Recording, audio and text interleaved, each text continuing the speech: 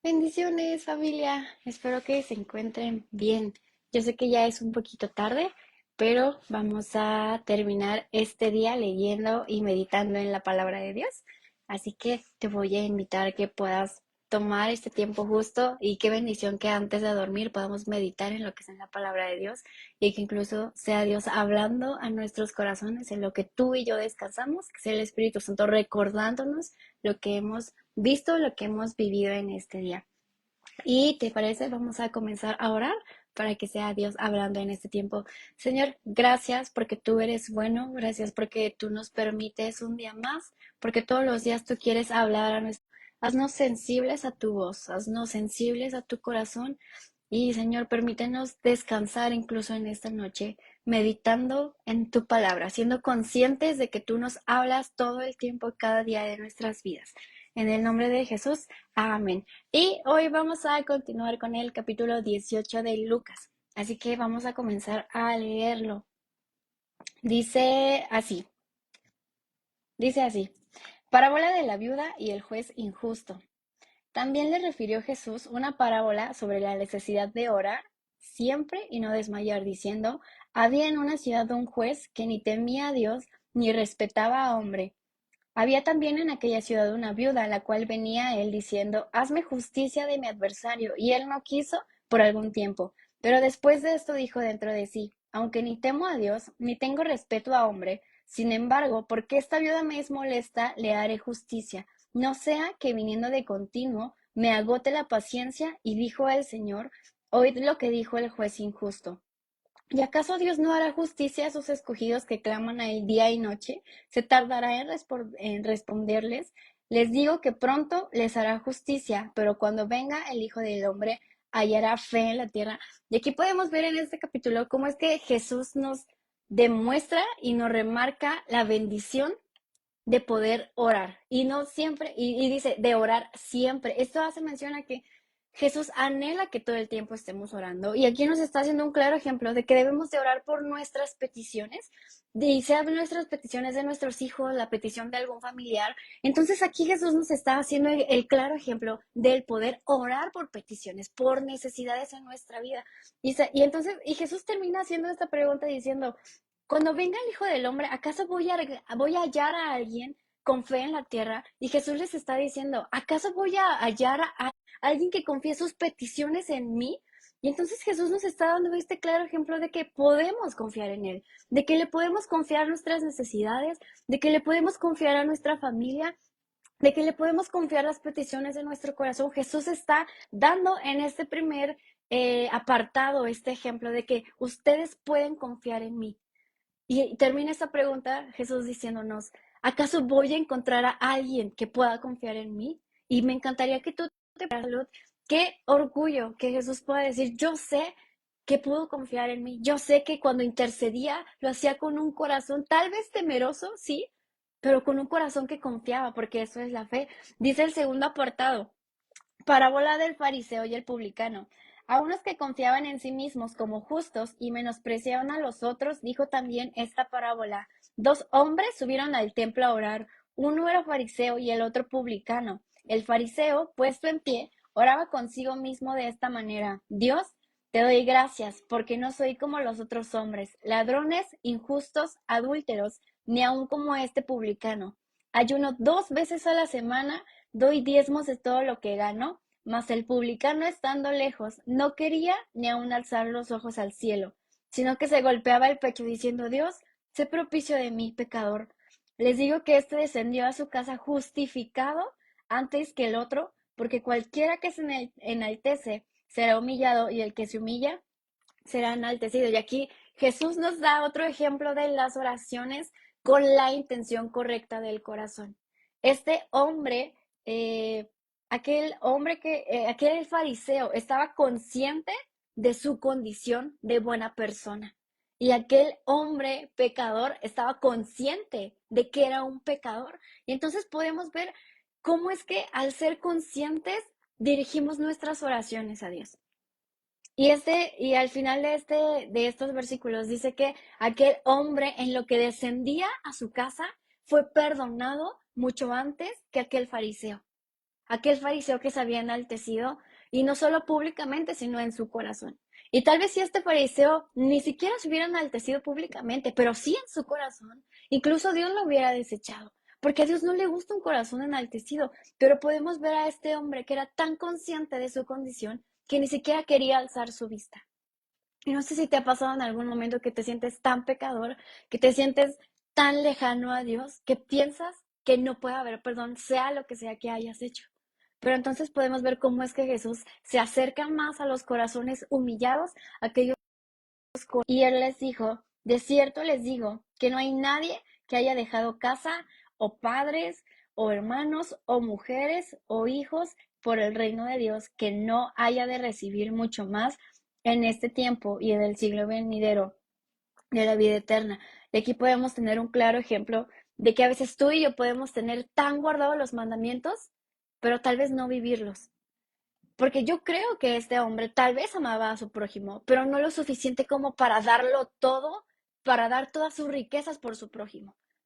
Tal vez amaba tanto a los niños, pero probablemente no era capaz de poder soltar lo que era su dinero para ayudar a los niños. O sea, a veces creemos que no sabemos los mandamientos, pero cuando los tenemos que vivir, ahí es cuando realmente somos probados, ahí es cuando Dios prueba nuestro corazón y dice, oye, no solo se trata de amar de vista, sino se trata de amar de acciones. Y vamos a leer el siguiente apartado, dice, nuevamente Jesús anuncia su muerte. Tomando Jesús a los 12, les dijo, he aquí, subimos a Jerusalén, y se cumplirán todas las cosas escritas por los profetas acerca del Hijo del Hombre, pues será entregado a los gentiles, y será escarnecido, y afrentado, y escupido. Y después que le hayan azotado, le matarán, mas al tercer día resucitará. Pero ellos nada comprendieron de estas cosas, y esta palabra les era encubierta y no entendían lo que les decía. De aquí también podemos ver, todo este capítulo está relacionado a la oración. De aquí podemos ver cómo es que Jesús tenía este entendimiento de la revelación, del plan del Padre, del propósito del Padre, que era que Jesús tenía que morir en esa cruz, pero los discípulos no tenían esa revelación. ¿Por qué? Porque todavía no habían entrado en esta faceta en su vida, en poder tener una revelación genuina de quién era Dios. Cuando Jesús asciende al cielo, entonces es cuando ellos caen en cuenta y dicen, este sí era el Mesías, este sí es el Hijo de Dios. Y entonces comienzan a tener esa revelación. Y todo esto empieza porque se empiezan a conectar más con Dios, porque empiezan a orar, porque a falta de que Jesús ya no estaba, entonces ahora ellos tenían que conectarse directamente con Dios para tener una revelación. Y todo esto nos sigue hablando de la oración, de tener una oración correcta, con un corazón correcto, de decir las formas correctas delante de Dios, aún en medio de nuestra condición como aquel hombre que se sentía alejado de Dios. Y el siguiente apartado dice, un ciego de Jericó recibe la vista. Aconteció que acercándose Jesús a Jericó, un ciego estaba sentado junto al camino mendigando, y al oír a la multitud que pasaba, preguntó qué era aquello, y le dijeron que pasaba Jesús Nazareno. Entonces dio voces diciendo, Jesús, hijo de David, ten misericordia de mí. Y los que iban delante le reprendían para que callase, pero él clamaba mucho más, Hijo de David, ten misericordia de mí. Jesús entonces deteniéndose, mandó a traerle a su presencia y cuando llegó le preguntó diciendo, ¿qué quieres que te haga? Y él le dijo, Señor, que reciba la vista.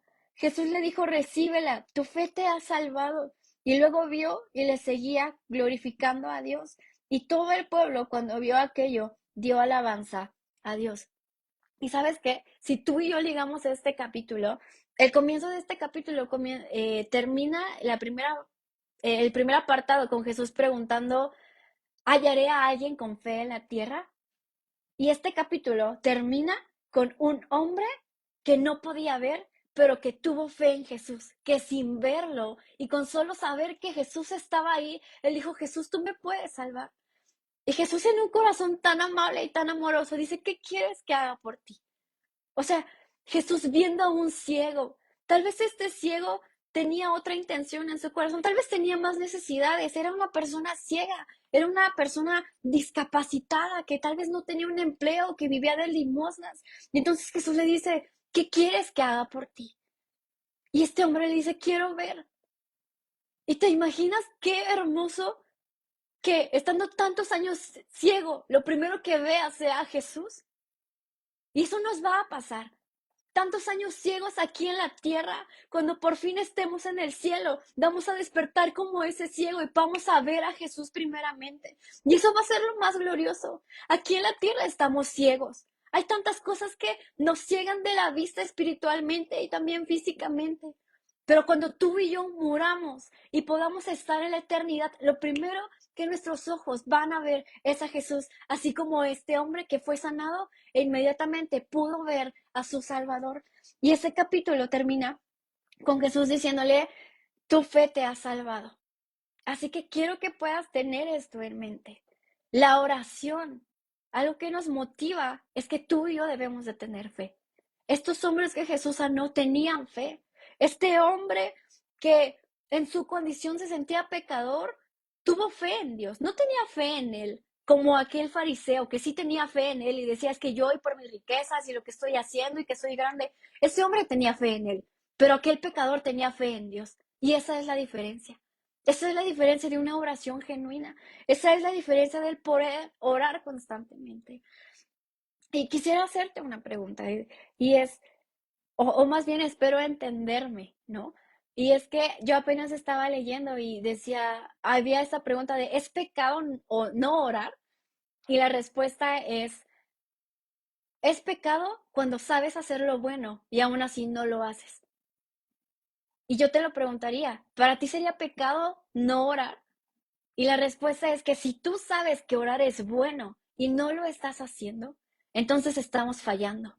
Y el significado de pecado es errar al blanco, es fallar, es desviarnos, es no hacer la voluntad de Dios. Y para que tú y yo podamos conocer la voluntad de Dios, así como los discípulos que no tenían una revelación clara y no entendían el propósito de Jesús porque iba a morir, tú y yo necesitamos conectarnos directamente para poder conocer la voluntad de Dios. Y esto es a través de la oración, pero es por medio de la fe que tú y yo podemos recibir la revelación de quién es Jesús, que tú y yo podemos recibir respuesta a nuestras necesidades, que tú y yo al final de este tiempo, al final de nuestras vidas, vamos a poder ver a Jesús cara a cara como este hombre.